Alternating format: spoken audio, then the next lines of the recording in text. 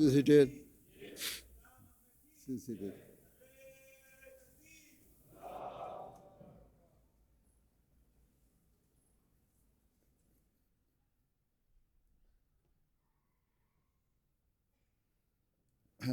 ख्वाजा अब्दुल नूर साहब तिलावत।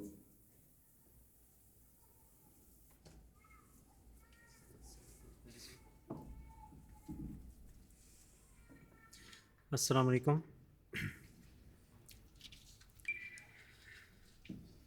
अऊज़ु बिल्लाहि मिनश शैतानिर रजीम। बिस्मिल्लाहिर रहमानिर रहीम।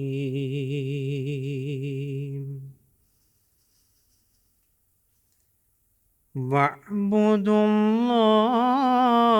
वला तुशरिकू बिही शैआ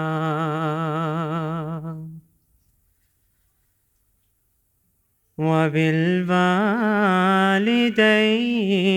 इहसानन वबिज़िल क़ुर्बा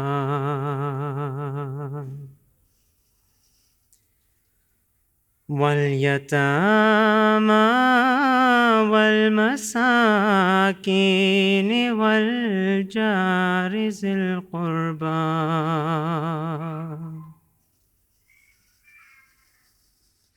वल्जारिल जुनुबि वस्साहिबि बिलजंबि वब्निस सबील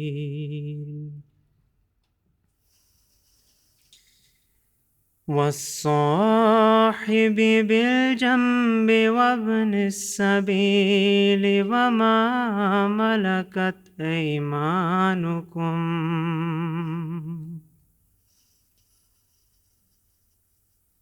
إن الله لا يحب من كان مختالا فخورا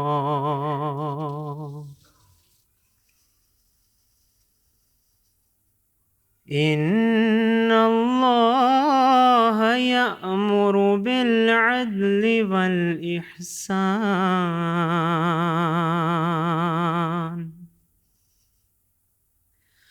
وإيتاء ذي القربى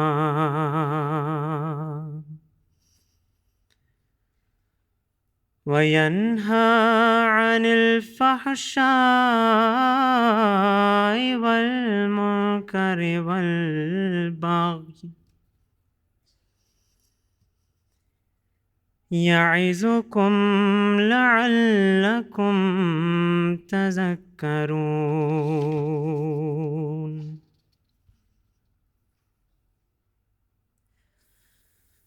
يا أيها الناس إنا خلقناكم من ذكر وأنثى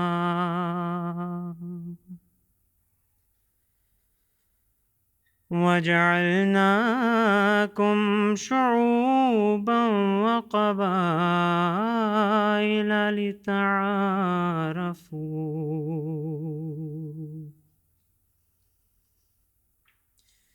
إن أكرمكم عند الله أتقاكم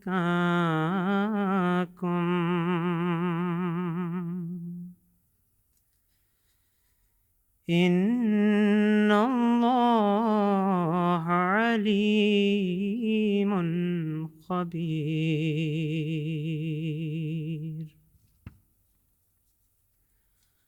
Nun folgt die deutsche Übersetzung der soeben vorgetragenen Verse aus dem Heiligen Koran.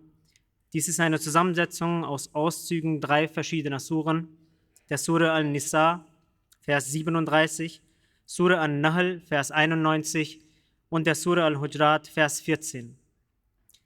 Ich suche Zuflucht bei Allah vor Satan, dem Verfluchten, im Namen Allahs, des Gnädigen, des Barmherzigen. Verehret Allah und setzet ihm nichts zur Seite und erweiset Güte den Eltern, den Verwandten, den Weisen und den Bedürftigen, dem Nachbarn, der ein Anverwandter und dem Nachbarn, der ein Fremder ist, dem Gefährten an eurer Seite und dem Wanderer und denen, die eure rechte Hand besitzt. Wahrlich, Allah liebt nicht die Stolzen, die Prahler. Allah gebietet, Gerechtigkeit und uneigennützig Gutes zu tun und zu spenden wie den Verwandten. Und er verbietet das Schändliche und das offenbar Schlechte und die Übertretung. Er ermahnt euch, auf dass ihr es beherzigt. O ihr Menschen, wir haben euch von Mann und Frau erschaffen und euch zu Völkern und Stämmen gemacht, dass ihr einander kennen möget. Wahrlich, der angesehenste von euch ist vor Allah der, der unter euch der Gottesfürchtigste ist. Siehe, Allah ist allwissend, allkundig.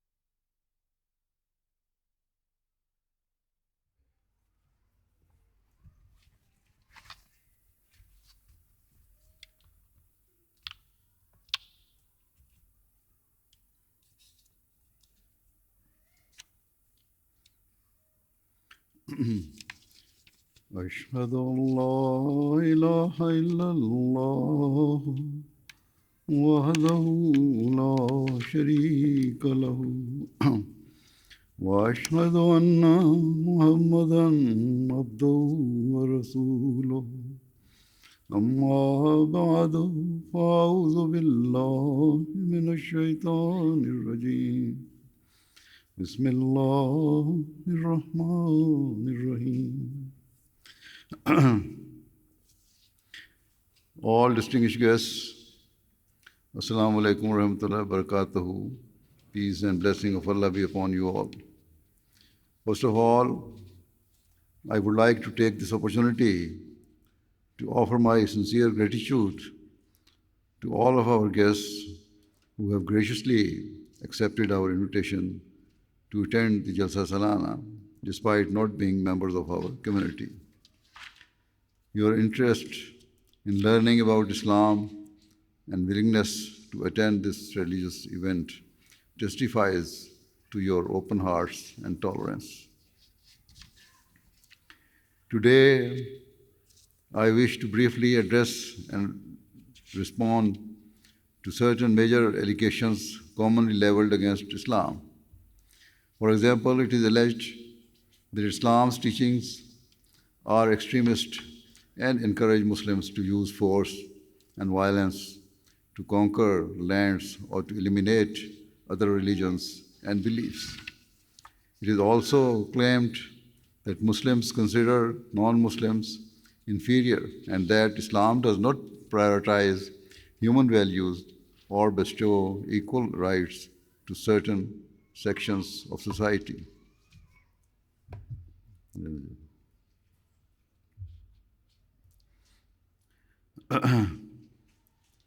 Especially women.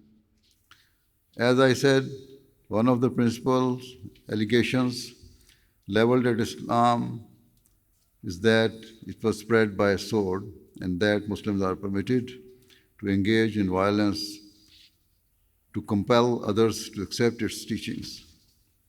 In this respect, it is vital to ascertain that the Holy Quran, which is the basis of all Islamic teachings, says in relation to the propagation of Islam.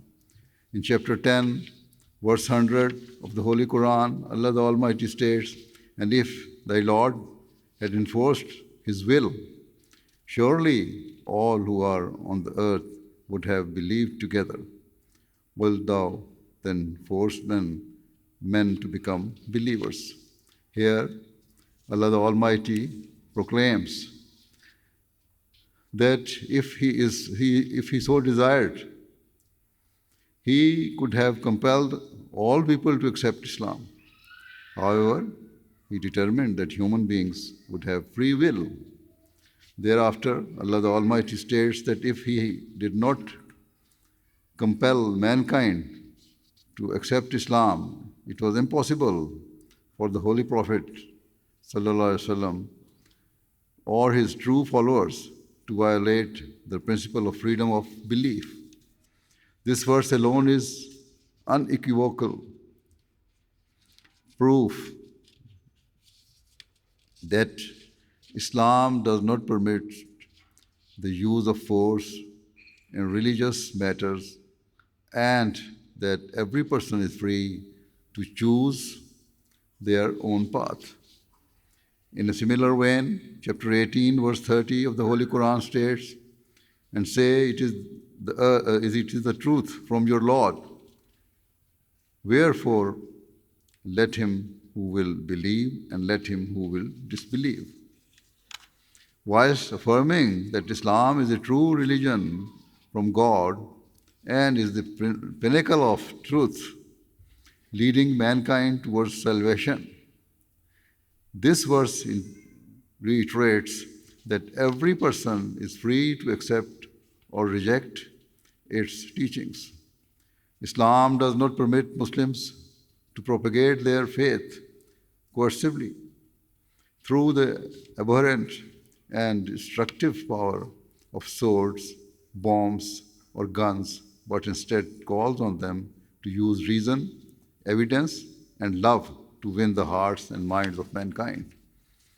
Above all, Islam teaches that it is paramount that all people live amicably together and that society is underpinned by a spirit of mutual respect and tolerance, irrespective of differing beliefs.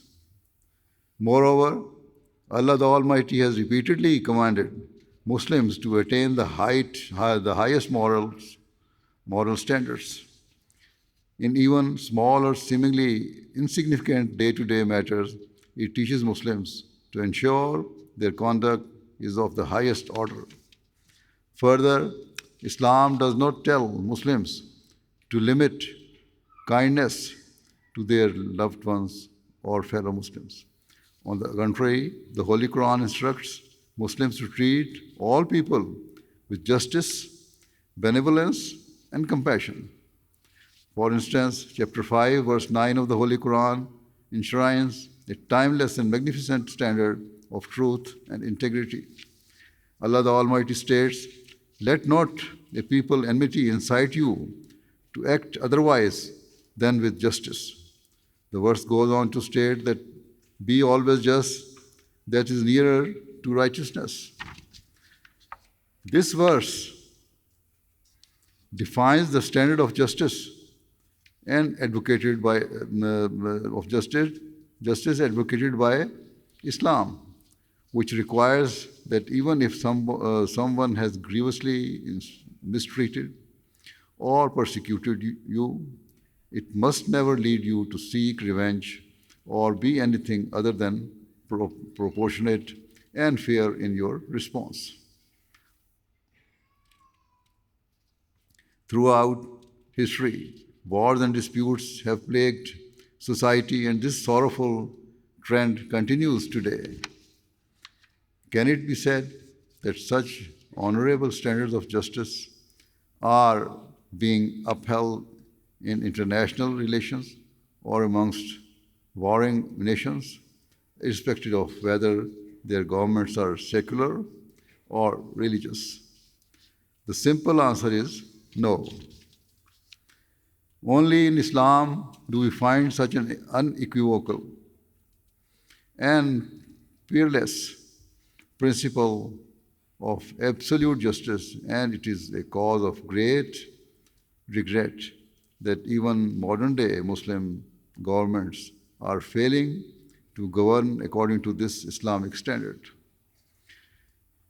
Another oft-repeated allegation is that Islam is a religion of warfare and bloodshed.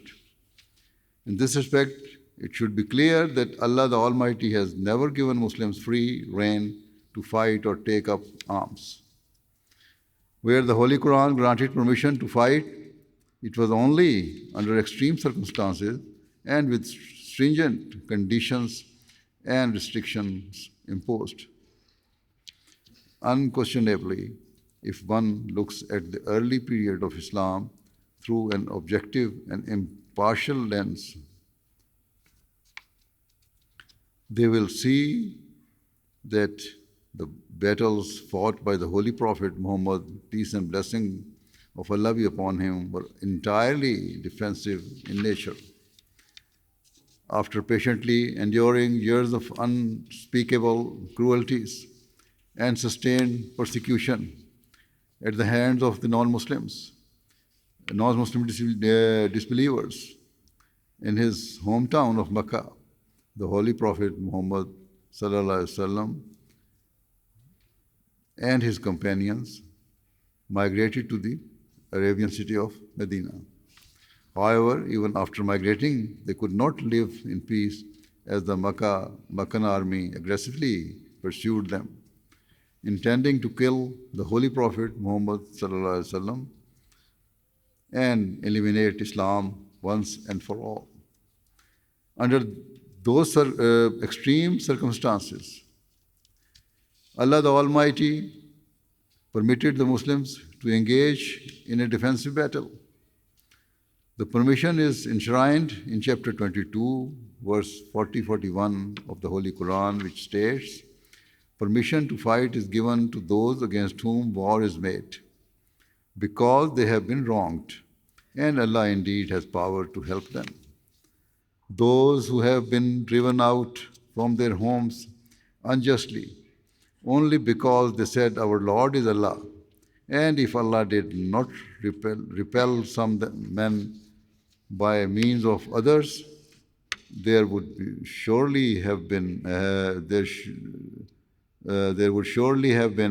pulled down cloisters and churches and synagogues and mosques wherein the name of Allah is oft commemorated." These verses demonstrate that Allah the Almighty did not command the Holy Prophet Muhammad sallallahu alaihi wasallam to fight back only to save the Islamic faith. Rather, the Holy Quran testifies that the ultimate objective of the Meccans was to eradicate all religions and to demolish all places of worship. It was only then that Allah the Almighty commanded the Muslims to fight back in order to establish the universal principle of freedom of conscience and belief. Indeed, according to Islam's teachings, if ever the followers of other religions seek the help of Muslims to protect and preserve religious freedom, Muslims should support them. If these are Islam's actual teachings, you may query why terrorists have conducted heinous attacks in the name of Islam in recent years. The answer is that hateful extremists or those with political objectives have extrapolated entirely false conclusions from certain verses of the Holy Quran to serve their own evil desires and interests. Yet, if a person studies the proper context of those verses impartially, they will see that Islam does not permit any forms of cruelty, and there are no contradictions within the Holy Quran or Islamic teachings. Without doubt, each Quranic verse lies in perfect harmony with one another. Another golden principle for ensuring peace in society is given in chapter 16, verse 91 of the Holy Quran, where Allah the Almighty states, "Verily Allah enjoins justice and the doing of good to others, and giving like kindred, and forbids indecency and manifest evil and transgression. He admonishes you that you may take heed." In this verse, Allah the Almighty commands Muslims to not only act with justice, but to go beyond this and to treat all people, regardless of their religious affiliation, with love and compassion. It obliges Muslims to help others selflessly without desiring anything in return. Furthermore, this verse expressly prohibits Muslims from acts of rebellion or violating the laws of the land. Given this, there is no question of a true Muslim being a threat to his nation or people. In the very next verse, Allah the Almighty states, "And fulfill the covenant of Allah when you have made, and break not the oaths after making them firm, while you have made Allah your surety. Certainly Allah knows what you do."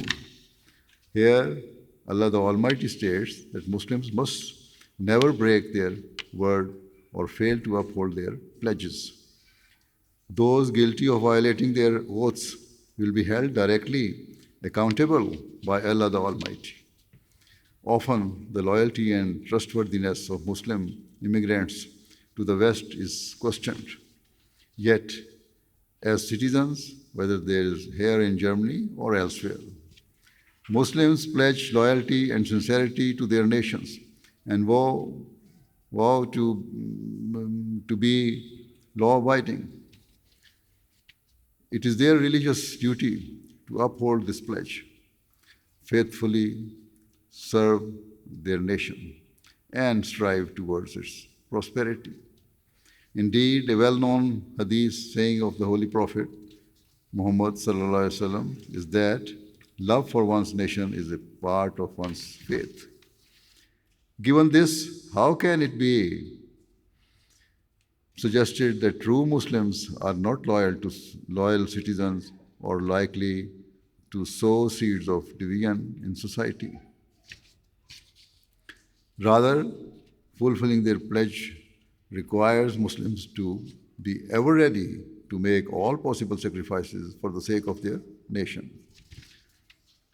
What can be a better form of integration than for Muslim immigrants to live with the heartfelt conviction that though they were born elsewhere, they are now part of their adopted nation and stand ready to make great sacrifices for the sake of its prosperity. Furthermore, they pledge to reject any form of rebellion against the state and to refrain from all unlawful activities. Hence, it is entirely wrong to assert that Islamic teachings are such that Muslims are incapable of assimilating into non-Muslim nations. If, due to their religious convictions, a Muslim abstains from drinking alcohol, chooses not to go to nightclubs, dresses modestly, or rejects behavior that is contrary to their moral values, it does not mean that they have failed to integrate. Rather, I believe integration requires an immigrant to always seek the betterment of his adopted nation, to be ready for all sacrifices for it, and to endeavor to serve his people with sincerity. Such integration is a means of ensuring that diversity in society will not result in division or conflict. Instead, it will prove a means of enriching that society, and strong bonds of unity will be forged amongst its citizens. In terms of serving their society, Muslims have a particular duty to help and protect those who are vulnerable or suffering in any way. For example, in chapter 51, verse 20, the Holy Quran, of the Holy Quran, Allah the Almighty states, "And in their wealth was a share for one who asked for help, and for those who could not." In this verse, the Holy Quran states that the hallmark of a true Muslim is that they should care for all of God's creation and support those in need, whether they seek their help or not. Muslims should not wait for someone to ask for help, but should proactively and identify those in society who are in distress and help them overcome their challenges or troubles. Here, where the Holy Quran says that some living beings cannot speak or assert their needs, it includes animals. Some people think Islam discourages keeping pets or showing love to animals, but this verse requires a Muslim to diligently care for animals under their supervision or care. Likewise, this verse also hints at the importance of wildlife conservation and protecting the world around us. Similarly, in chapter 90, verse 14 to 17 of the Holy Quran, Allah the Almighty instructs Muslims to support the most vulnerable members of society.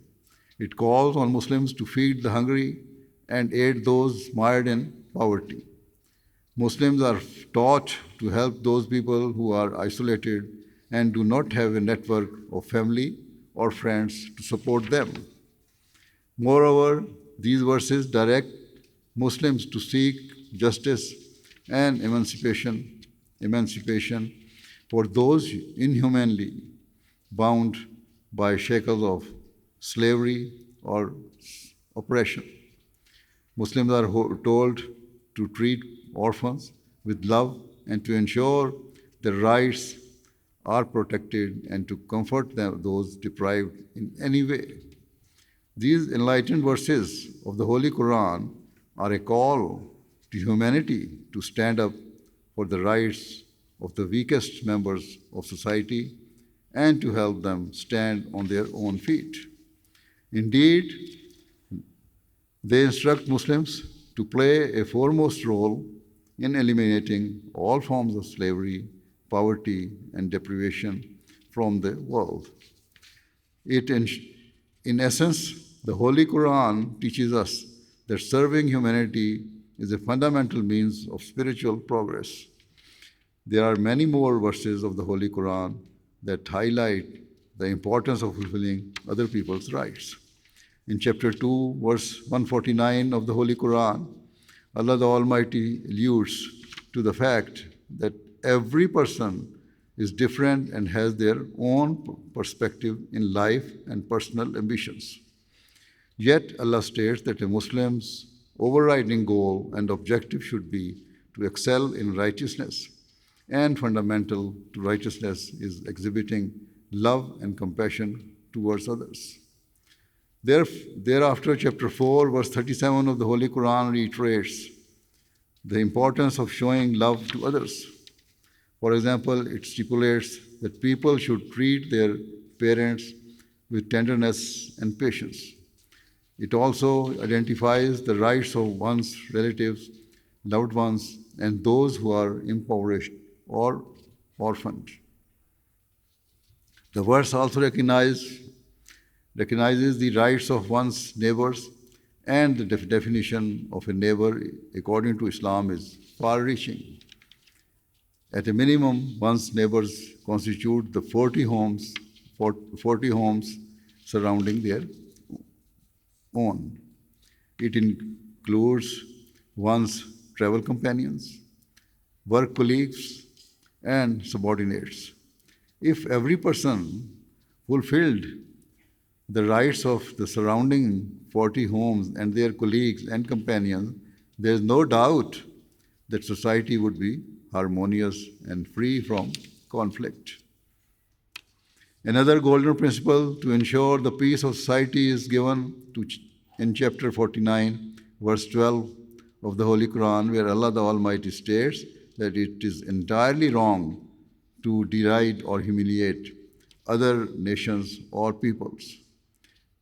To mock or demean others is sure to cause resentment and shatter the peace of society. Recently, in Sweden, certain individuals have burned and vandalized copies of the Holy Quran and proudly displayed this despicable act on social media.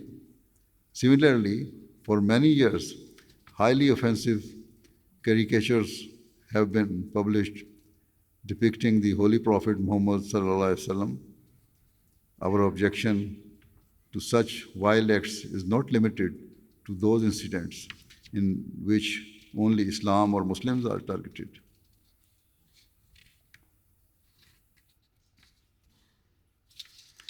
Rather, we firmly believe that denigrating what is sacred to the followers of any religion is reprehensible and to be condemned in the strongest terms. Such acts needlessly provoke and hurt innocent people and incite strong feelings of anger and resentment. They are a means of undermining the peace and cohesion of society. Islam teaches that it is essential to care for the sentiments and feelings of one another with sensitivity and consideration. Moving on, and before concluding, I also wish to address the question of women's rights in Islam. Certainly, when it comes to women's rights, Islam has been frequently misrepresented. Rather than deny women their rights, the truth is that Islam actually established women's rights and did so centuries before similar rights were afforded by those nations that are now considered to be progressive. In an age when women's rights were not even deemed worthy of consideration, the Holy Quran and the Holy Prophet of Islam ﷺ enshrined forever countless rights of women and girls, including the rights to education, to divorce, and to inherit. On one occasion, the Holy Prophet of Islam ﷺ gave an analogy of a woman being like a rib. As such, they were delicate and to be treated with love and tenderness. If one analyzes this statement carefully, they will realize how esteemed the status of women in Islam is. The human rib is designed to protect a person's vital organs. And so, by describing women in such a way, the Holy Prophet ﷺ has pointed to the fact that women are fundamental to the survival of humanity. Another famous saying of the Holy Prophet Muhammad, peace and blessing of Allah be upon him, is that paradise lies under the feet of one's mother. Women have been given this unique and elevated status because mothers play the foremost role in nurturing society's next generation and make immense sacrifices for the sake of their children. If a woman fulfills her duties to her children, it will enable them to develop into moral and righteous individuals who contribute positively to society. In this way, mothers are the means of success and prosperity for their children in this life and guide them on the path leading to paradise in the hereafter. In terms of the Holy Quran, chapter 4, verse 20 provides an outstanding means of establishing women's domestic rights. The verse specifically instructs Muslims men to treat their wives lovingly and be considerate of their needs. It stipulates that women are free individuals and cannot be forced into the possession of any man. In terms of their finances, whatever a woman earns is hers to keep, and her husband cannot demand a share. Upon divorce, Islam teaches that women are free to keep whatever their husbands gave them during their marriage. In today's world, when a marriage breaks down, protracted conflicts and bitter disputes often occur. as men seek to recover what they have given to their wives. However, Islam does not permit this. Reiterating how women should be treated, chapter 16, verse 73 of the Holy Quran states that men should treat their wives with tenderness and cherish those who have given birth to their children. Moreover, in chapter 2, verse 188, Allah the Almighty states that a wife is a garment for her husband, and a husband is a garment for his wife, meaning that a husband and wife are of equal standing and a means of protection for one another. They should manifest love and protect one they manifest love and protect one another, rather than being a source of hurt or sorrow for their partner. In the short time available, I have only mentioned a few of the rights of women established by Islam. Suffice to say that allegation that Islam denies women's rights is baseless and contrary to the facts. Indeed, it is no exaggeration to suggest that the Islamic concept of women's rights was genuinely revolutionary. And as I outlined earlier, many other allegations have been leveled at Islam, and all are without foundation. Certainly, it is wholly wrong for Islam to be brandished as a religion of violence or extremism, or to claim that Islam's moral values are lacking in any way. It is entirely unjust to say that Islam seeks to instigate disorder in society. On the contrary, it is a religion that seeks to build bridges amongst people of all faiths and beliefs. It is a religion that promotes peace, love, and harmony. Indeed, the word Islam literally means peace and security. If some Muslims fail to fulfill the rights of others, it is their personal failure and not the fault of Islam or its teachings. Such people are guilty of violating their faith's teachings.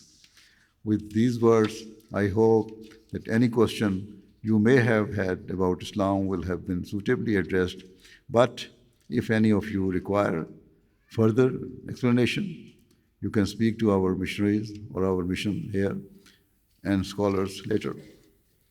At the end, I pray that the people of the world may come to recognize their Creator, and may all mankind, irrespective of their religious beliefs, live together in peace and with the spirit of compassion and respect for one another. Ameen. Finally, I take this opportunity to thank you all again for joining us today. Thank you very much. That's all.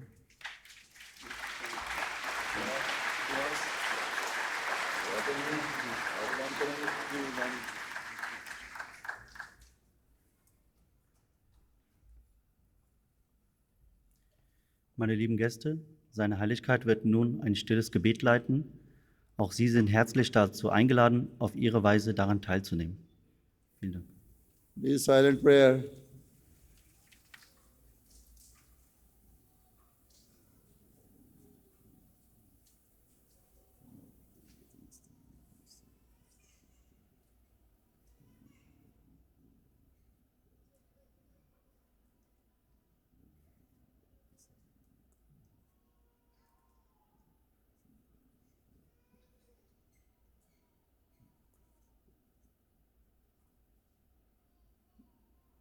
Ameen.